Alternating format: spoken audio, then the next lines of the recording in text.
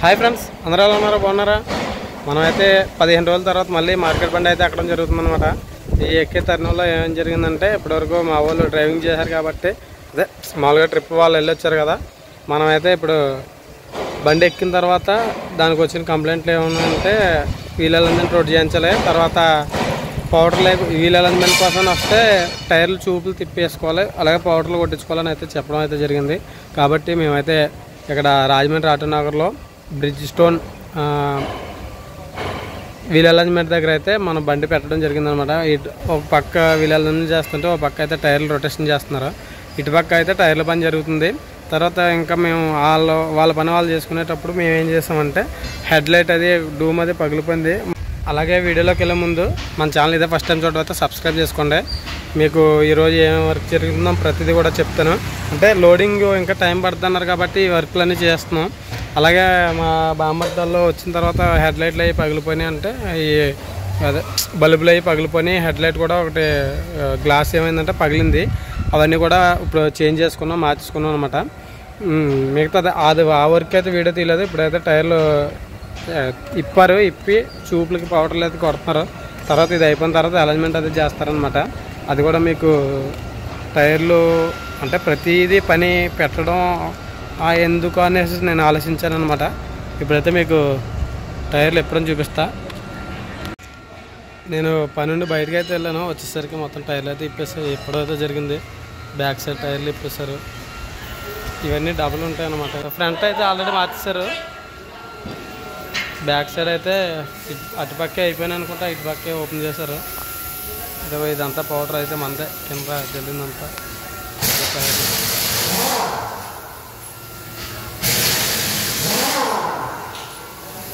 ఈ టైరు ఆ టైరు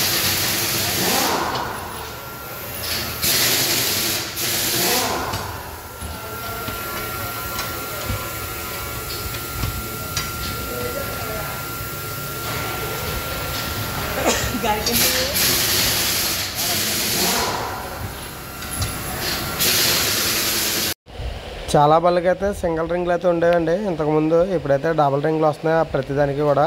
అలాగే మన బండికి కూడా డబుల్ రింగ్ అయితే వచ్చింది. ఎందుకంటే డబుల్ రింగ్ చాలా సేఫ్టీ అనమాట మనకి. కాబట్టి డబుల్ రింగే బెటరు సింగిల్ రింగ్ కన్నానే.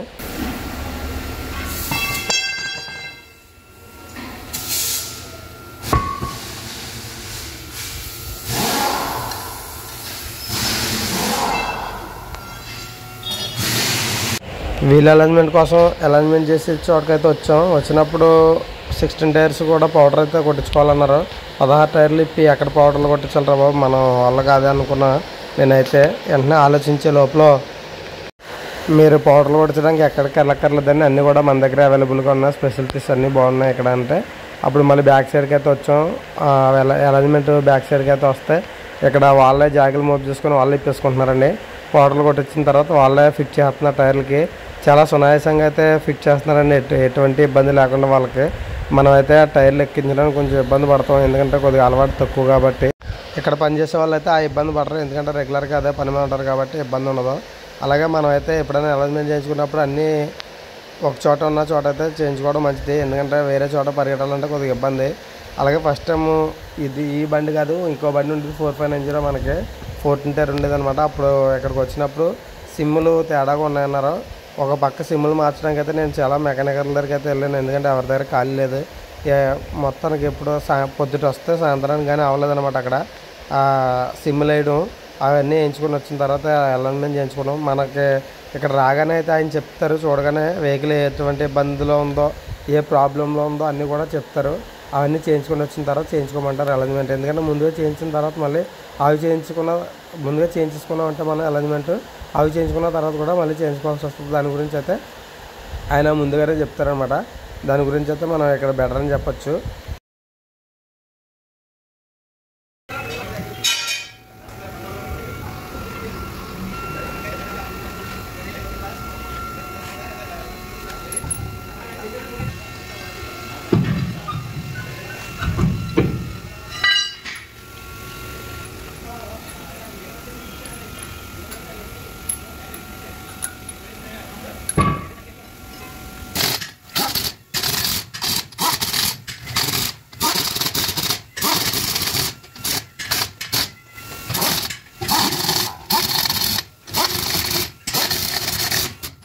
మనం ఎప్పుడైనా మిషన్ మీద పొట్లు వేయించుకునేటప్పుడు మనం మళ్ళీ ఇప్పుకునేటప్పుడు వచ్చేలా అయితే వేయించుకోవాలండి. 2 నెంబర్లో పెట్టుకుని వేయించుకుంటే మాత్రం మనకి చాలా ఈజీగా వస్తుంది. ఎప్పుడైనా ఎక్కడన్నా పంచర్ అయినప్పుడు ఇప్పుకోవడానికి మన దగ్గర ఎక్విప్మెంట్ ఏముంటుంది కాబట్టి ఆ వీలు పెట్టి రెంచెట్టుకుని మొత్తం మీద ఇప్పుడైతే మనకి టైర్లో ఫిట్టింగ్ అయితే అయింది.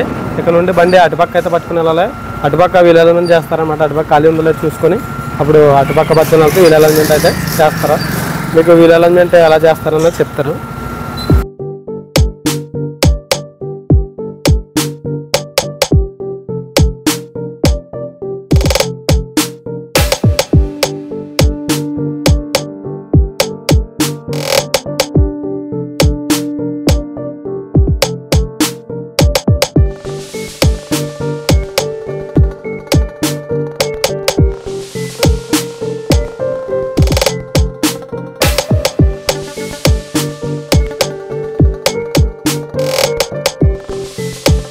అలైన్మెంట్ అంటే ఏం చేస్తారంటే ఇక్కడ ఈ బోల్డ్ అనేది చూస్తారు కదా, ఇవి అయితే మళ్ళీ పొట్లు వేస్తారన్నమాట. టైర్ పొట్లు మొత్తం ఎన్ని కట్లు కింద అల్లి బోల్డ్ ఉంటే అన్నీ కూడా పొట్లు అయితే వేయడం అయితే జరిగింది. తర్వాత అటుపక్క వీల్స్కి మిషన్స్ పెట్టి కంప్యూటర్లో అయితే చెక్ చేస్తారన్నమాట. చెక్ చేసిన తర్వాత ఏమైనా ఫాల్ట్ ఉంటే మాత్రం మనకు చెప్తారు. తర్వాత ఈ సిమ్లు ఉన్నాయి, ఈ కట్లు కింగ్ పిన్లు ఉన్నాయి కదా, ఇందులో ఏమైనా సిమ్లు గట్రా ప్రాబ్లం ఉంటే కనుక మళ్ళీ క్రాస్ అరుగుతాయి టైర్లు. దాని గురించి అయితే చెక్ చేసి అవి ఎలా ఉన్నాయో చూసి బాగుంటే బాగున్నాయని చెప్తారు. బాగోపోతే మాత్రం కంపల్సరీ మార్చుకోమని చెప్తారు. ఇక ఇలా ఉంటుంది వీల్ అలైన్మెంట్ ద్వారా. అలాగే మీరు ఎప్పుడు కూడా పై పార్టే కదా చూస్తారా, ఇప్పుడు కింద పార్ట్ కూడా చూడండి. వెహికల్ పై భాగం చూసినప్పుడు ఎలా ఉన్నదో కింద భాగం ఎలా ఉంటుందో చూడండి.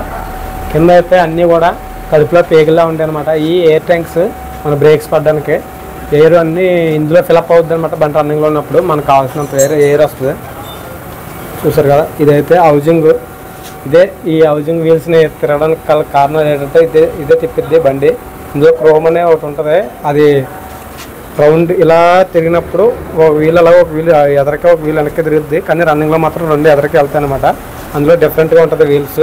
ఇది చాలా కాస్ట్ ఎక్కువ. హౌజింగ్ ఆయిల్ కూడా ఇందులో వచ్చి చేంజ్ చేసుకుంటాం అనమాట. చూసారు కదా బోల్ట్. అలాగే మీకు ఇంకా ఎప్పుడన్నా సరే హ్యాండ్ బ్రేక్ పట్టేసుకుని ఉన్నప్పుడు కానీ బ్రేక్స్ పట్టుకున్నప్పుడు కానీ ఈ బ్రేక్ క్యాబ్లు అంటారు వీటిని, ఈ లూజ్ చేసుకుంటే బోల్ట్ కొంచెం పైకి వస్తుంది అనమాట. అప్పుడు బ్రేక్ బ్యాండ్లో టైట్ అయిన బ్యాండ్లు అన్నీ లూజ్ అవుతాయి. చూసారు కదా, ఇది ఎలా ఉంటుంది. ఇదైతే లిఫ్ట్ యాక్స్కి బెలూను. చూసారు కదా, ఈ అప్పట్లో బల్కి ఈ జాయింట్ అనేది డైరెక్ట్గా ఉండేది అనమాట.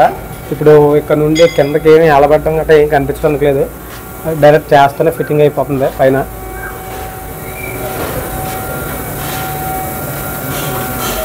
ఇది గేర్ బాక్స్.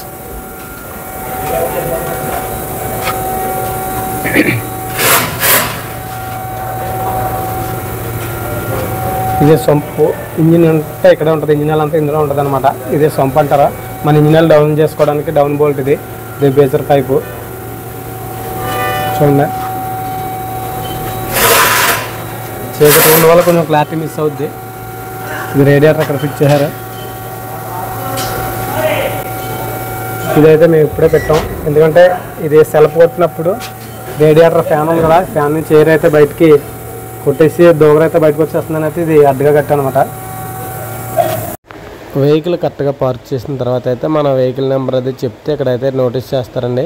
ఇందులో సేవ్ చేసుకుంటారు. ఆల్రెడీ ముందు ఒకసారి వచ్చిన వాళ్ళైతే వెహికల్ నెంబర్ కొట్టగానే వచ్చేస్తుంది. అలాగే మా వెహికల్ నెంబర్ కొట్టగానే ఇక్కడైతే ఆల్రెడీ ఓపెన్ అయింది. ఎందుకంటే మేము ఫస్ట్ టైం ఒకసారి చేయించాం కాబట్టి ఇక్కడ నెక్స్ట్ టైం కొట్టేటప్పుడు వచ్చేస్తుంది బండి నెంబరు. కానీ ఇక్కడ గమ్మత్తు ఏంటంటే మా ఓనర్ గారి పేరు ఉండేది చెప్పాను నేను ఆ రోజు. కానీ అక్కడ మా చిన్న ఓనర్ గారి నెంబర్ అయితే పేరు అయితే పడింది. ఫోన్ నెంబర్ అయితే మా పెద్ద ఓనర్ గారికి పడింది. ఎనివే ఎవరన్నా సరే వాళ్ళదే కాబట్టి బండి ఇబ్బంది లేదు, ఎవరి పేరైనా పర్వాలేదు. ఎలా ఉంటుందండి మనం అరేంజ్మెంట్కి వెళ్ళినప్పుడు ఫస్ట్ ఆఫ్ ఆల్ ఇక్కడ ఎంటర్ చేసుకుంటారు ప్రతిదీ కూడా.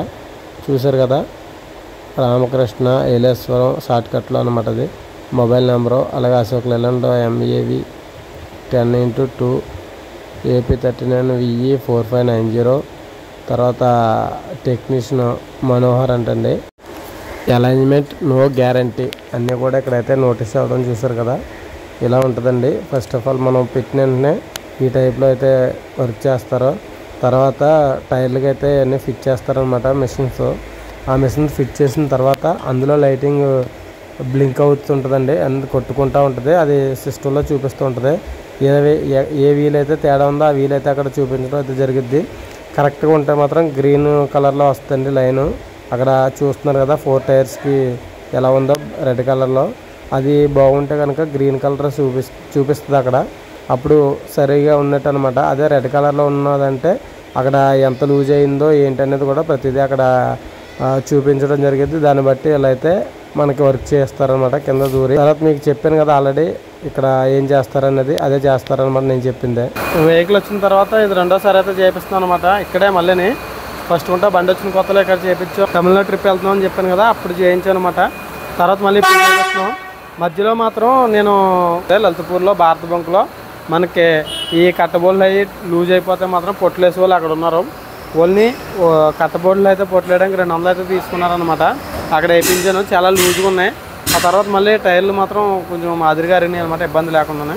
మళ్ళీ అలైన్మెంట్ ఎలా 30,000 అయిపోయింది. 30,000 రీడింగ్, 30,000 తిరిగేసాం. దాని గురించి అయితే మళ్ళీ రావడం అయితే జరిగింది.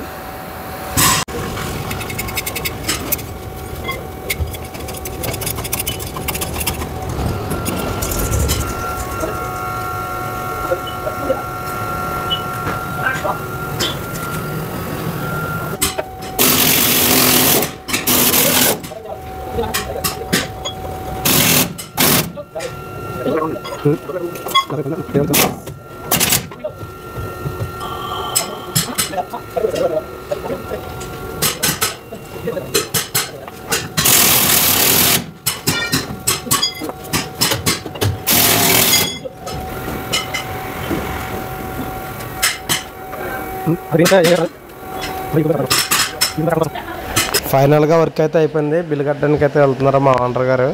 అలాగే మీకు అక్కడ ఏం తేడా వచ్చిందంటే అన్నీ అల్లుబోళ్ళు అన్నీ కొంచెం లూజ్గా ఉన్నాయి, అవన్నీ పొట్లేసారనమాట. అదే మన కంప్లైంట్. ఎందుకంటే అవి లూజ్ అయినప్పుడు టైర్లోని కొంచెం అరుగుదల మారిపోతుంటుంది అనమాట. ఫైనల్గా బిల్ అయితే పే చేస్తాం. బిల్లు చూడండి ఇక్కడికి ఎంత వస్తుందా. పైన 1200, కింద 2400.